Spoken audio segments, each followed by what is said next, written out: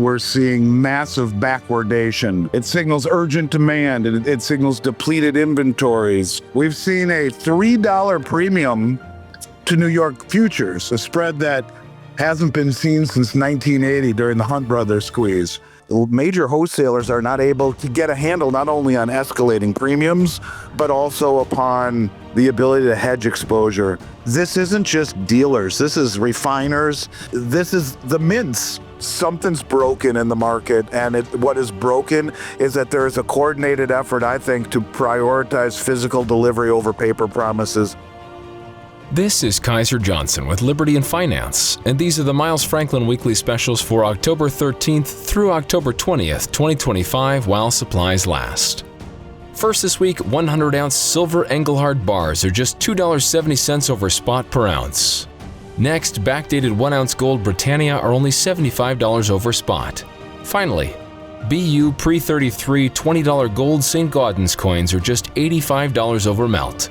To order our specials or any of the many other options we have available, call us at 1-888-81-LIBERTY. That's 1-888-815-4237. We're available after hours and on weekends, and we look forward to speaking with you. Welcome back to Liberty and Finance. We're delighted to have this returning guest. Andy Schectman, the CEO of Miles Franklin Precious Metals, joins us for this weekly market update. Today is Monday, October 13th, 2025.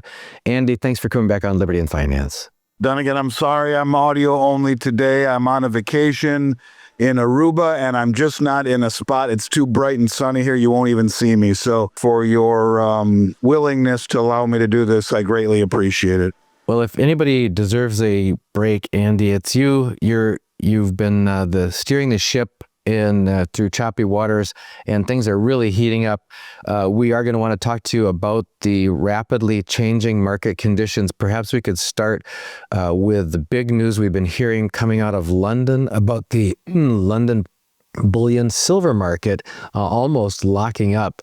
We just recently interviewed a guest on that who has been investigating it. What are you seeing the knock-on effects of that happening?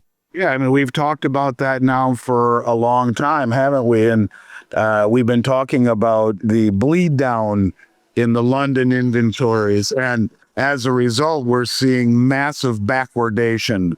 And it's rare in silver. It signals urgent demand, and it signals depleted inventories.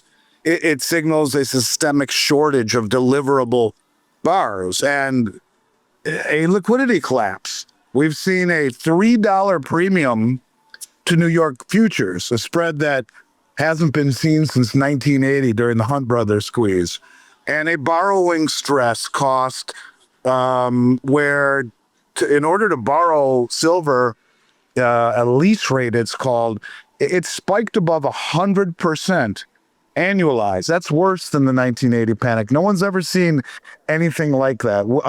A lease rate that is normally 1% or less is now over 100%. This is putting some of these short traders in a very, very dangerous, precarious, and quite frankly, frightening position. And, you know, I don't know. This isn't even manipulation. This is firms liquidating positions due to financing costs and exploding volatility and illiquidity. This is something that I don't know if it doesn't get better anytime soon. I think fireworks will be the name of the game. The lockup of the London silver market is at the large end of the food chain. You've also been seeing, as you've been noticing, big changes on the retail end of the supply chain. What are the impacts you've been seeing there? Premiums are beginning to shoot up dramatically, especially on Eagles. I noticed that almost every dealer in America now is on their quantity discount is north of $7.50 over the price of silver. And I've mentioned this to you so many times that what is available in abundance today in the blink of an eye can change. And we're seeing massive premiums on silver eagles, huge premiums on gold and gold eagles and gold buffaloes. Dunnigan, I've never seen a market like this that has reacted as fast as this has. At the same time, I don't know that I've ever seen a market where gold goes up over $100 in a day, and silver's moving up 3 and 4% in a day. We're seeing tightness in platinum as well in London, where the head of the Japanese token exchange has been telling us for weeks that they're trading over 3 million ounces a day of spot contracts, yet there's no platinum available for delivery. This is something that I think the mainstream media that is talking about it and trying to convince us a lot of bars are heading back to London, I think that's BS. I don't believe that at all. I think it's spin doctoring. I think this is going to get worse before it gets better. For those of us who lived through the 2011 spike in the silver prices or saw the nickel market spike a few years ago, there's concern that this could be a flash in the pan, and we have clients continually asking us, gee, we've seen these kind of run-ups before, and should we just wait it out if we're wanting to continue to incrementally add or add in a big way to their position? I'm sure you're getting asked that every day by multiple clients. What's your view on people who think that we're likely to see a significant pullback and they should wait and bide their time because they don't want to just be chasing the train as it goes? Well, they can do that. They might be right. I don't think they are. Be leery of the guy who says this time is different, but it feels different. The physical supply just isn't there right now. And now you're seeing margin stress hitting the paper market. Margin calls are going to start going out. This means that all these leveraged players are under massive pressure. This is a hallmark of illiquidity and forced liquidations. I think that the only way to smooth out the uncertainty of should I wait or should I not is to cost average. Because one of these days, as we've been saying for a long time, the wolf cometh. Me, you, the little boy who's cried wolf on the front page of the book, at the last chapter, the wolf comes. And is this the wolf coming? I don't know. It feels like it. And this is a problem when the currency that we call the dollar feels more like a melting ice cube than it does a store of value. And I think the world sees that. And there is a real push to get the real thing instead of rolling over futures contracts. And I really want to hammer it home that this is the big noise about shipping silver to London isn't strength. It's a cover story to calm nerves. If supply were fine, there wouldn't need to be a PR push that we're seeing right now. I don't know. This tells me it's just getting going. The story we heard, it seems reflective of what we heard when there was a physical movement of gold across the Atlantic from London to New York a few quarters ago. There were all kinds of a cascade of different explanatory stories that didn't seem to add up or have legs over time. If you could just remind people, we were told this, then we were told this, and we were told this. It sounds a lot like that kind of a situation happening again. Yeah, we were told it was tariffs. I said from moment one, it's not tariffs. It's reshoring. What you have right now are sophisticated investors who have been well ahead of the curve, who have been bringing metal home here. And yes, there is an incentive when the price of the spot market is $3 ahead of the futures. Yeah, there is an incentive to move some of it back to London, and you'll see some of it. But this is not the big push that we saw bringing all that metal here. No, this is not what that is. You'll get a few rogue traders. They'll try to capitalize on it. But what this is the beginning, I believe, of watching the LBMA lose supremacy and legitimacy right in front of our eyes. That's been a theme, and even Alistair MacLeod, who's our retired bank executive in the UK, has talked about the backwardation on the LBMA and in the lockup of the LBMA. Any thoughts for you on other vulnerability points around the broader supply chain of precious metals? Yeah, I mean, you're seeing no liquidity in the marketplace at all. I mean, really, you're seeing none. You're seeing a lot of the big players are sitting on the sidelines. And, I think that what you have in essence is that the shorts are not really able to deliver. And that's the problem. There's a lot of shorts who don't want to deliver or can't deliver. And if that happens, it's the longs. Everyone thinks the longs are the ones that initiate the delivery, but that's not what it is. It's the shorts who have to be able to deliver, and it's not the longs who control delivery. You can think of it like a coat check at a theater. The long is the person holding a ticket who wants their coat back, but the coat doesn't move until the attendant, the short, hands it over. And on COMEX, it works the same way. If someone already has silver sitting in the vault, they can't just pull it out. First, they have to check it back in by becoming a short in the delivery month. And then they use their long position to stand for delivery, which triggers the metal to move. So while the longs have the right to take the silver, it's the shorts who actually make the process happen. And the bottom line is the sellers with physical silver in the system are the ones who control how and when metal is leaving COMEX. And so when we see more shorts piling on right now, this is actually a very bullish thing for silver as far as I'm concerned. And so, we're talking stress in the COMEX. We're talking stress in the LBMA.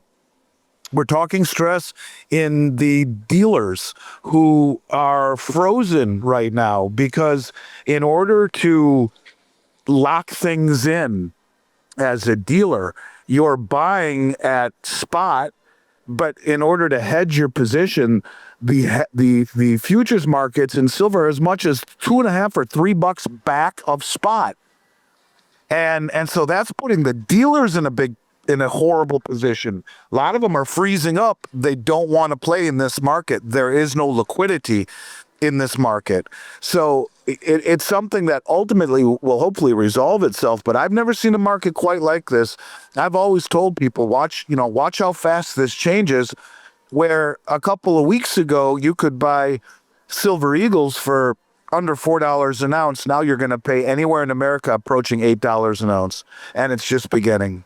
So yeah, I think that there are pivot points everywhere. The LBMA, the COMEX, the big wholesalers, the bullion banks, the big refiners, none of them want to do anything because the price is so far back on spot.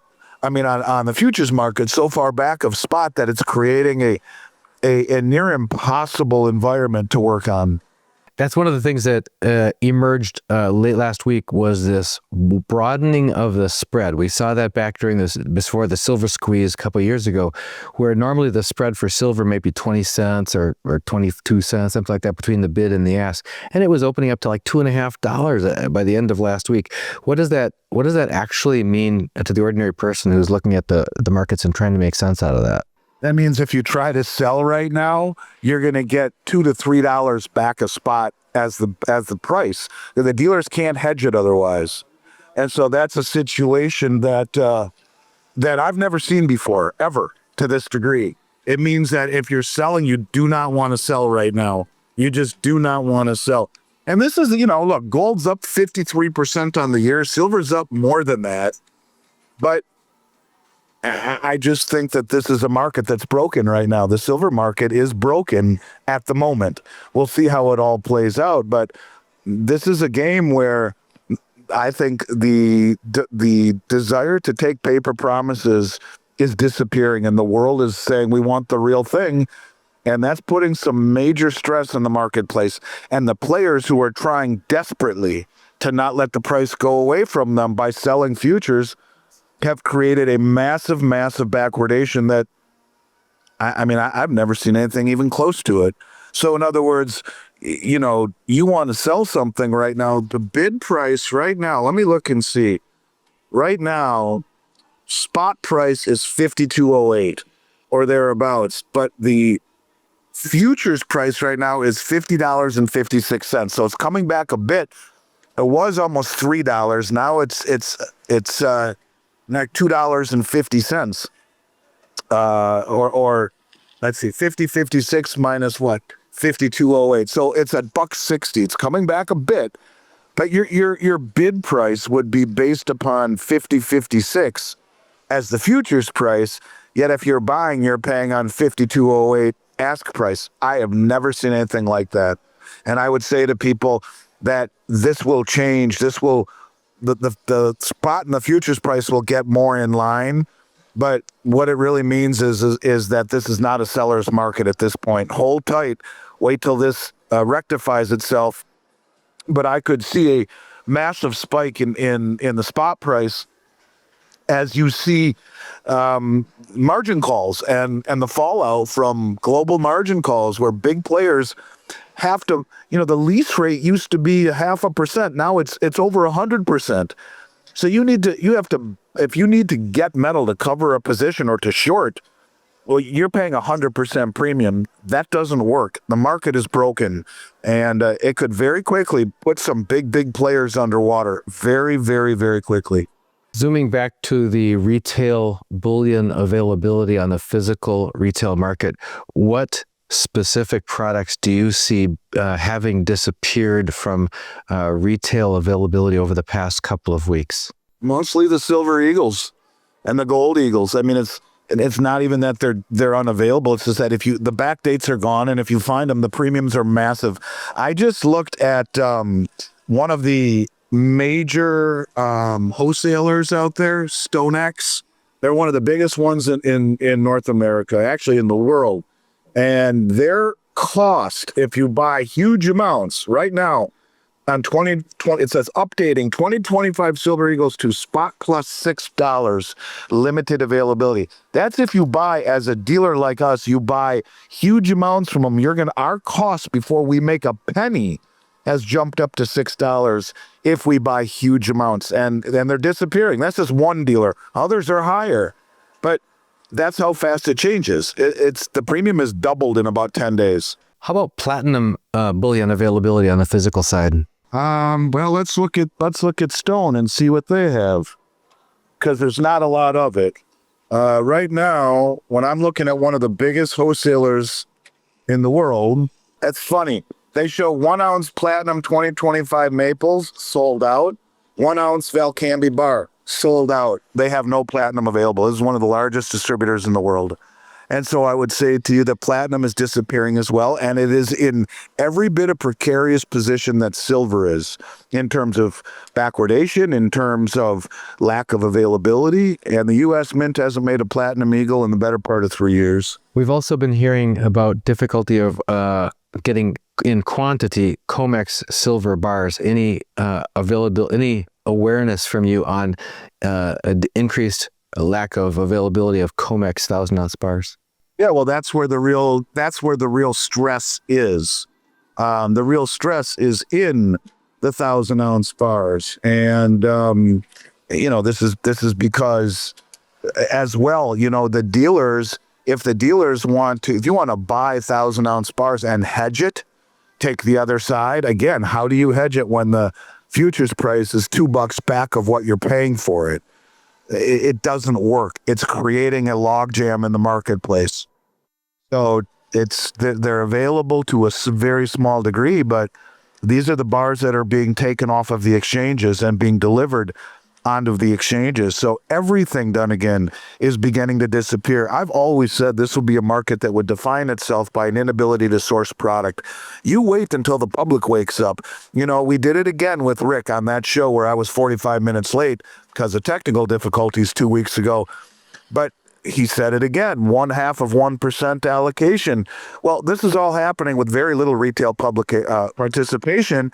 And what happens when the retail public jumps on? I must have gotten 20 emails today that started out by saying, I hear that there's no silver available. Do you have any? So obviously people are talking about disappearing silver. But I can tell you the sovereign mints, the refiners, and the big banks are not playing in this market because of the massive backwardation. It's too hard to hedge exposure when the spot price is $2 to $3 ahead of the futures price. You cannot hedge your exposure properly. It's a scary time.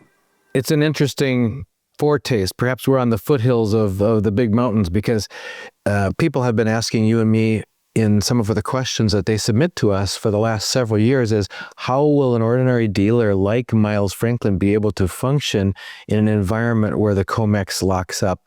And we've had to kind of work around that question in different ways. You've talked about having a broad and deep relationship with many different types of suppliers across the country, including large coin shops and auction houses, and being able to buy out things from people when people have left behind their legacy when they've passed away, and being able to buy up whole estates, collections, that kind of thing, in addition to the primary distributors and the mints themselves. Did you see the email that we got this morning from our operations in Florida? Did you see that? Have not. Okay. This morning, this is from one of our very, very, very large Florida wholesalers. Good morning, dealers.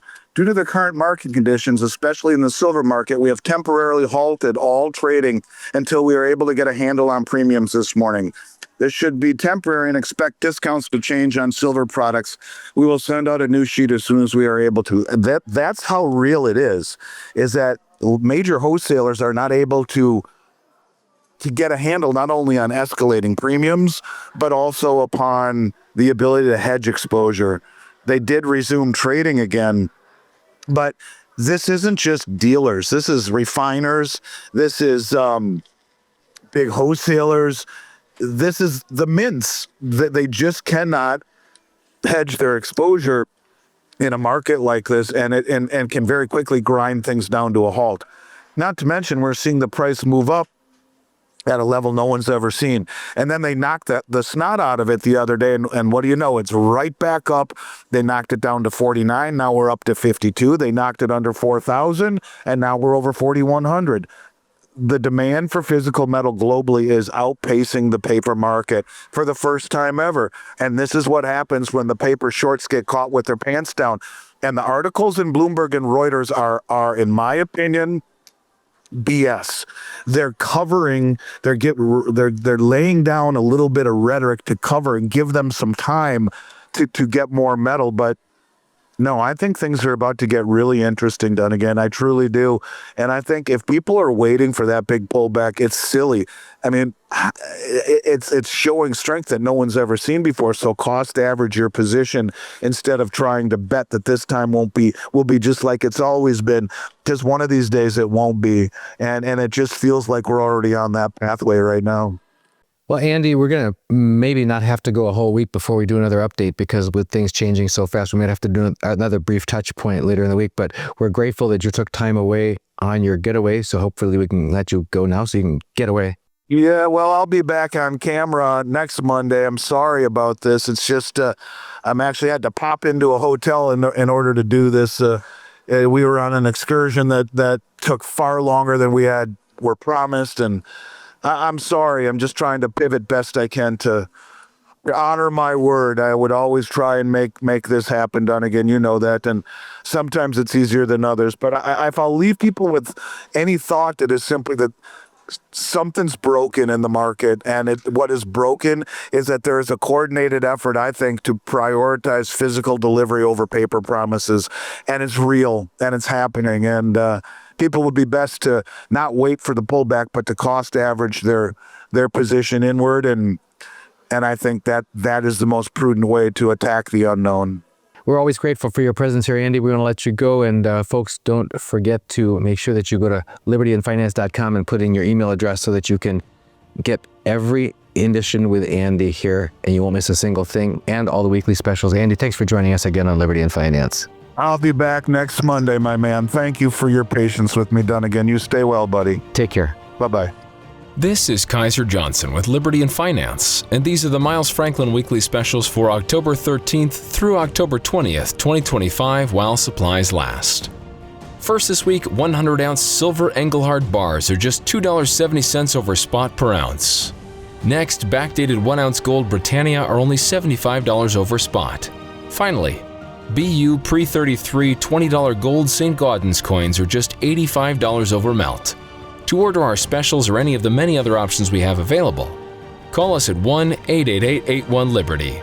That's 1-888-815-4237. We're available after hours and on weekends, and we look forward to speaking with you.